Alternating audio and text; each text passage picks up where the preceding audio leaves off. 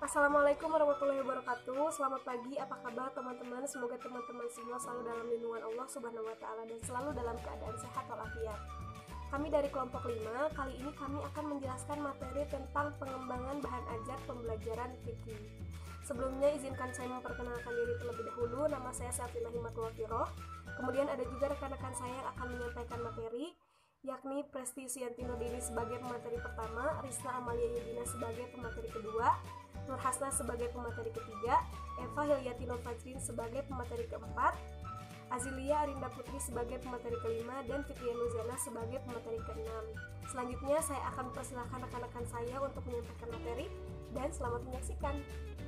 Assalamualaikum warahmatullahi wabarakatuh. Saya Presti Yusianti Nurdini. Di sini saya akan menjelaskan atau memaparkan arti dari bahan ajar dan jenis-jenis bahan ajar. Bahan ajar adalah seperangkat sarana atau alat pembelajaran yang berisikan materi pembelajaran, metode, batasan-batasan, dan cara mengevaluasi yang didesain secara sistematis dan menarik dalam rangka untuk mencapai tujuan yang diharapkan. Adapun jenis-jenis bahan ajar. Bahan ajar ada 4 macam. Yang pertama, bahan ajar pandang atau visual, terdiri dari cetak dan tidak dicetak. Yang dicetak seperti buku, modul, foto, lembar kerja siswa, brosur, dan lainnya. Dan yang tidak dicetak seperti model. Dan yang kedua ada bahan ajar dengar atau audio, misalnya seperti radio, kaset, piring hitam, dan yang lainnya yang hanya bisa didengar saja. Yang ketiga ada bahan ajar pandang dengar atau audiovisual seperti video dan film. Dan yang terakhir, yang keempat, ada bahan ajar multimedia interaktif atau interactive teaching material seperti CD, multimedia pembelajaran interaktif, dan bahan ajar berbasis web. Untuk cara mengimplementasikan bahan ajarnya, teman-teman saya yang akan menjelaskan sebagai berikut. Assalamualaikum warahmatullahi wabarakatuh. Nama saya Risna Amalia Yudina. Di sini saya akan menjelaskan tentang pengembangan bahan ajar pembelajaran fikih pada materi Tharoh. Karena telah saya sudah menjelaskan pengertian bahan ajar dan jenis-jenis bahan ajar, di sini saya menggunakan jenis bahan ajar visual atau pandang dengan media karton. Baik, untuk mengimplementasikan pengembangan bahan ajar materi Tharoh, yang pertama guru membuka pelajaran dengan salam atau bisa saja menanyakan kabar atau mengabsen murid. Misal, Assalamualaikum warahmatullahi wabarakatuh anak-anak, apa kabar hari ini? Hari ini siapa yang tidak masuk? Lalu guru menuliskan murid yang tidak masuk.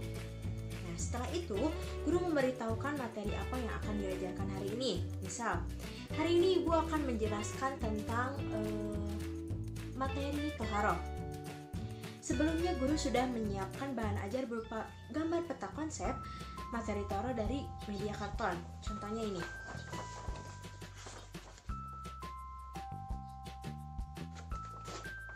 Nah, itu contohnya ya. Peta konsepnya yang pertama, pengertian Tharoh menurut bahasa dan istilah, Tharoh dari hadas, Tharoh dari najis, macam-macam bersuci, dan macam-macam air untuk bersuci. Lalu guru menempelkan karton tersebut di papan tulis. Diusahakan tulisannya yang lebih besar agar bisa terbaca oleh murid yang ada di belakang. Selanjutnya guru mengembangkan bahan ajar yang sudah disiapkan dengan menjelaskan semua materi tentang Tharoh yang ada di peta konsep. Yang pertama, pengertian Tharoh menurut bahasa dan istilah.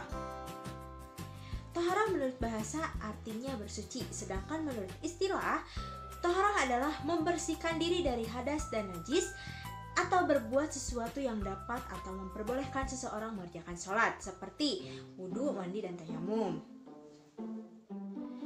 Dalam Islam, Tharoh itu terbagi menjadi 2 macam. Ada Tharoh dari hadas dan ada Tharoh dari najis. Yang pertama, Tharoh dari hadas. Apa itu hadas? Hadas itu adalah suatu kondisi pada diri seseorang yang dianggap tidak suci menurut agama karena keadaan tertentu yang berasal dari dirinya yang harus disucikan dengan cara wudhu atau mandi besar. Macam-macam hadas itu dibagi 2. Ada hadas kecil dan hadas besar. Yang kedua, Tharoh dari najis. Najis itu adalah kondisi sesuatu yang dipandang kotor menurut agama yang menempel pada diri kita, baik badan maupun benda, yang menjadikan tidak suci atau harus disucikan. Najis juga dibagi 3.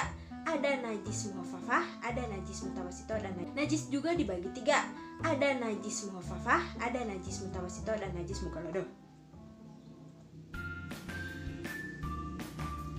Ibu juga akan menjelaskan tentang macam-macam bersuci.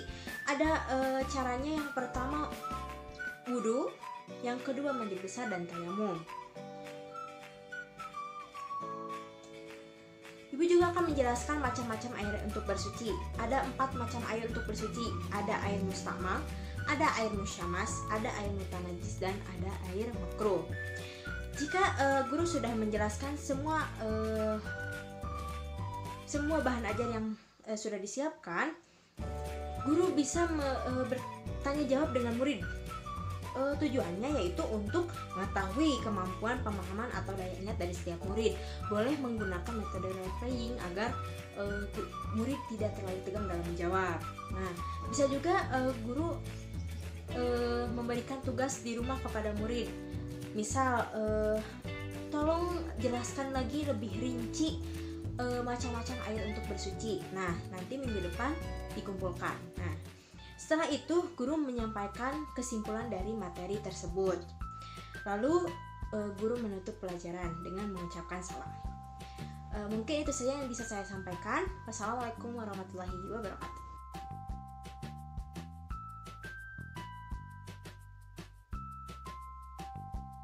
Assalamualaikum warahmatullahi wabarakatuh. Nama saya Nurhasna Hulifah Amalia. Di sini saya akan menjelaskan tentang pengembangan bahan ajar pada pembelajaran fikih pada bab sholat.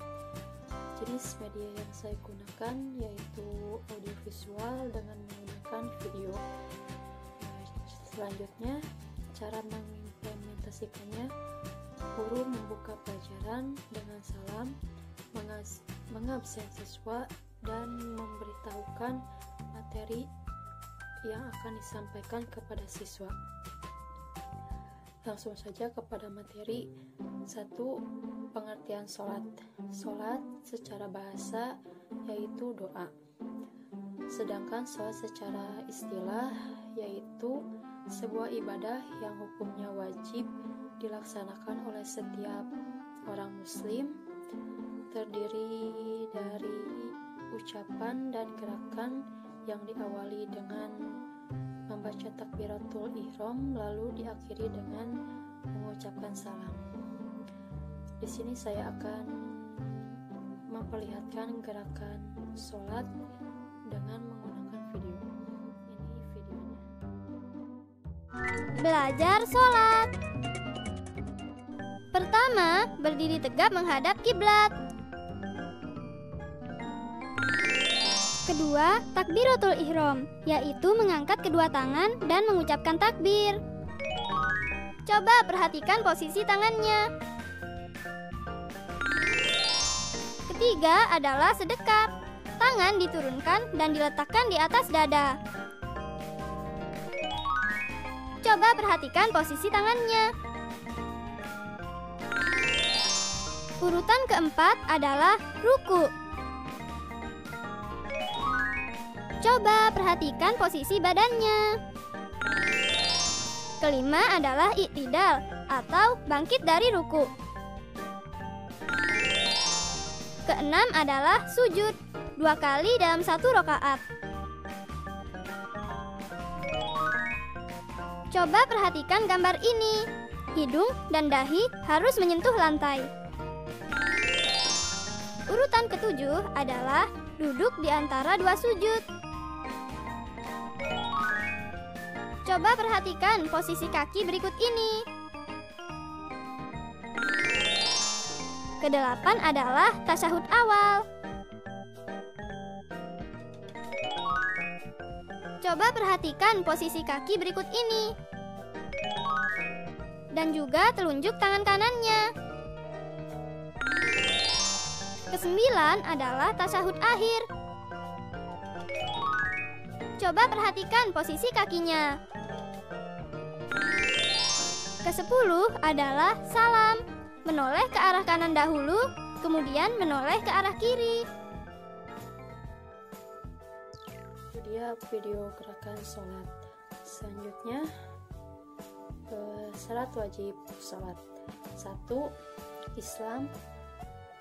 Sholat diwajibkan bagi setiap umat Islam.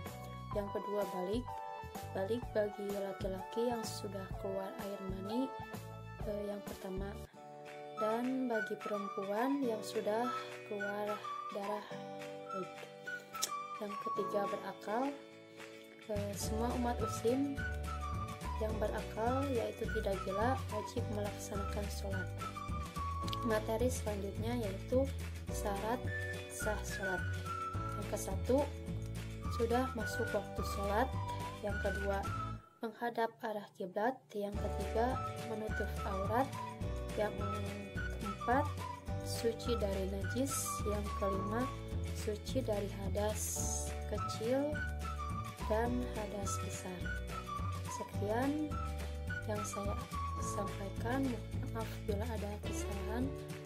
Wassalamualaikum warahmatullahi wabarakatuh. Assalamualaikum warahmatullahi wabarakatuh. Nama saya Eva Hidayati Nur Fazrin. Di sini saya akan menjelaskan tentang pengembangan bahan ajar pada pembelajaran fikih pada bab zakat. Di sini saya menggunakan jenis bahan ajar visual dengan media laptop seperti ini.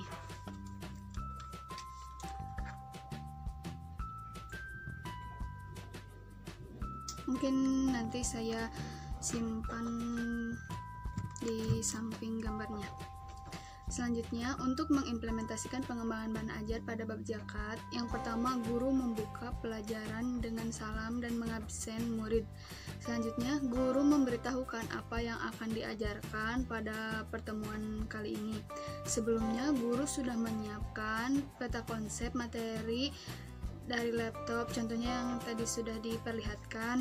Selanjutnya, guru mengembangkan bahan ajar yang sudah disiapkan dengan menjelaskan semua materi tentang zakat yang ada di peta konsep.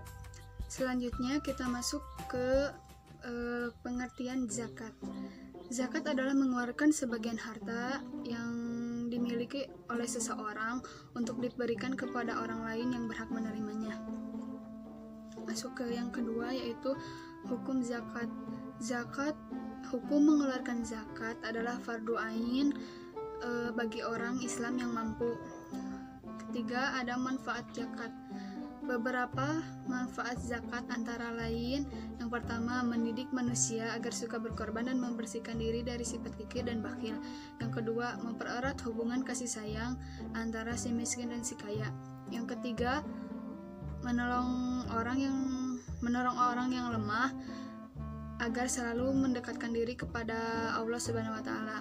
Masuk ke materi yang keempat, ada macam-macam zakat. Zakat secara garis besar terbagi menjadi dua macam, yaitu yang pertama ada zakat fitrah, yang kedua ada zakat mal. Materi yang pertama ada zakat fitrah. Pengertian zakat fitrah. Zakat fitrah adalah zakat jiwa. Zakat fitrah berupa makanan pokok yang wajib dikeluarkan oleh setiap orang Islam. Hukum mengeluarkan zakat fitrah adalah hukum membayar zakat fitrah adalah wajib bagi setiap orang Islam yang mengalami Idul Fitri sebelum sholat Id. Masuk ke yang ketiga, ada syarat wajib zakat fitrah adalah sebagai berikut. Yang pertama, beragama Islam. Yang kedua, orang yang sewaktu matahari terbenam pada penghabisan bulan Ramadan masih hidup. Yang ketiga, orang yang mempunyai kelebihan. Materi yang keempat, orang-orang yang berhak menerima zakat mal. Sama ada 8 asnaf seperti yang tadi sudah dijelaskan di zakat fitrah. Sekian materi dari saya. Wassalamualaikum warahmatullahi wabarakatuh. Bismillahirrahmanirrahim. Assalamualaikum warahmatullahi wabarakatuh. Saya Azrilia Rinda Putri. Di sini saya akan membahas tentang pembelajaran fikih dengan tema puasa. Di sini saya menggunakan bahan ajar audiovisual dengan video. Sebelumnya, guru menyiapkan laptop, infocus, dan video yang telah berisi materi puasa. Cara mengimplementasikannya. Yang pertama, guru memberi salam, mengabsen, dan berdoa bersama. Selanjutnya, guru menjelaskan tujuan pembelajaran, dan seterusnya guru memperlihatkan video tersebut yang telah kita buat, dan seluruh siswa untuk menyimak dan memahaminya dengan baik. Langsung saja kita ke materinya. Istilah syariat Islam, puasa adalah suatu amal ibadah yang dilakukan dengan menahan diri dari segala sesuatu yang membatalkan puasa, mulai dari terbitnya fajar sampai terbenamnya matahari, disertai dengan niat karena Allah Subhanahu wa Ta'ala dengan syarat dan rukun tertentu. Dan wajibnya puasa di bulan Ramadan, yaitu Quran Surah Al-Baqarah ayat 183. Puasa Ramadan diawali dengan niat pada malam hari. Sedangkan syarat wajib puasa Ramadan antara lain, yang pertama adalah Islam, kemudian yang kedua adalah balik, yang ketiga adalah berakal. Kemudian syarat sah puasa antara lain, yang pertama Islam, kemudian mumayyiz atau orang yang bisa membedakan antara yang baik dan yang buruk. Yang ketiga adalah suci dari haid dan nifas. Selanjutnya rukun puasa. Yang pertama adalah niat di dalam hati. Niat ini diwajibkan pada tiap-tiap malam. Rukun puasa yang kedua adalah menahan diri daripada makan dan minum. Orang yang diperbolehkan untuk berpuasa antara lain, yang pertama orang sakit, kemudian orang yang dalam perjalanan atau musafir. Kemudian yang ketiga adalah wanita haid dan nifas. Yang keempat, wanita yang sedang hamil dan menyusui. Selanjutnya denda atau kafarat puasa. Yang pertama, wajib mengqadha pada hari lain sesuai dengan jumlah hari yang ditinggalkan. Selanjutnya sunah-sunah puasa. Yang pertama adalah makan sahur, kemudian mengakhirkan makan sahur.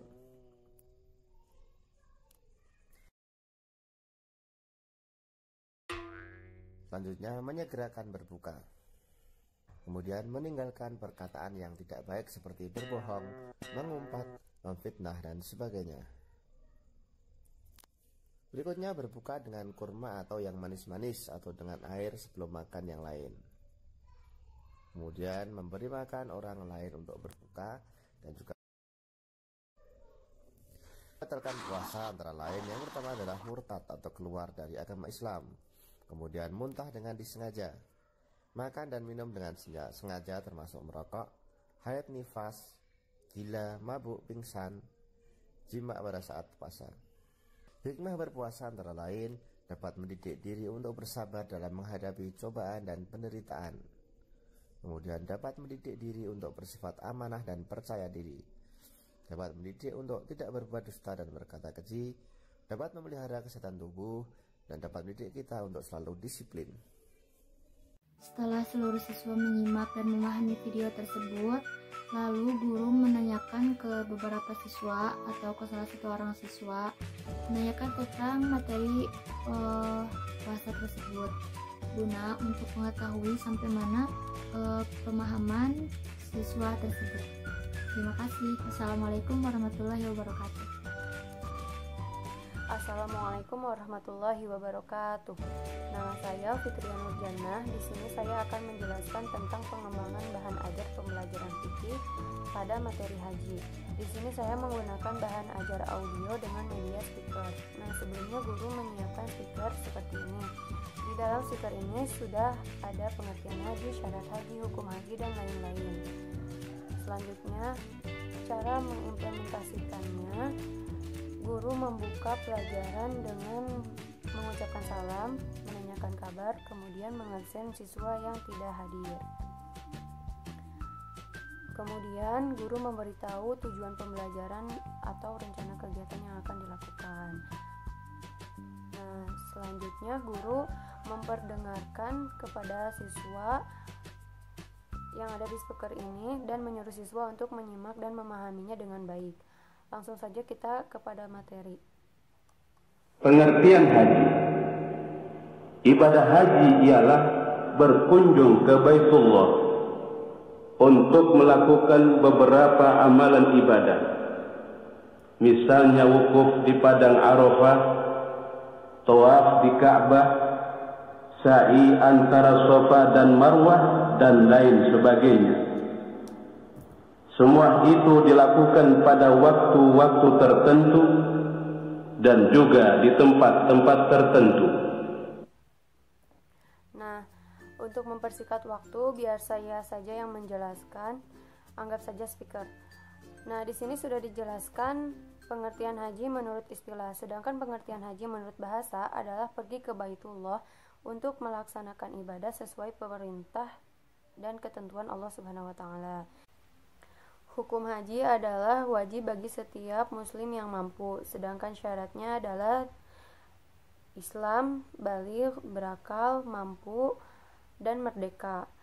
Selanjutnya rukun haji. Yang pertama ihram, yang kedua miqat. Miqat terbagi menjadi dua, yaitu miqat zamani dan miqat makani.